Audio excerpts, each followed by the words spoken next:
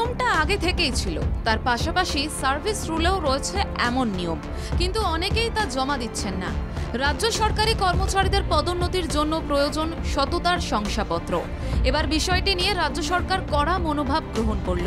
ফের নির্দেশিকা জারি করা হয়েছে, পদোন্নতির জন্য অবশ্যই প্রয়োজন সততার শংসাপত্র। রাজ্য সরকারের 51টি দপ্তরের কর্মীদের জন্যই এই ব্যবস্থা। মূলত সরকারি কাজে সরকারি কর্মীদের স্বচ্ছতা বজায় রাখার জন্যই সততার শংসাপত্র প্রয়োজন। নতুন করে নির্দেশিকায় রাজ্য সরকার জানিয়ে দিল, পদোন্নতি পেতে গেলে সততার শংসাপত্র দপ্তরের ক্যাডার কন্ট্রোলিং অথরিটির কাছ থেকে নিতে হবে এবং তা নির্দিষ্ট অ্যাপ্রেজালের সঙ্গে জমা দিতে হবে। নবান্ন সূত্রে খবর, সরকারি কাজকর্মে স্বচ্ছতার ওপর সবচেয়ে বেশি জোর দিচ্ছে প্রশাসন। সে কথা মাথায় রেখেই ফের নতুন করে নির্দেশিকা। রাজ্য সরকারের অধীনে 51টি দপ্তর রয়েছে, তার মধ্যে ডিরেক্টরেট রয়েছে 92টি। এই অফিসগুলি রাজ্যের বিভিন্ন প্রান্তে ছড়িয়ে থাকায় নবান্নে বসে নজরদারি সম্ভব হয় না। অভিযোগ, সেই সুযোগে অনেক আধিকারিক দুর্নীতি করেও পার পেয়ে যাচ্ছেন, তাদের প্রমোশনও হয়ে যাচ্ছে।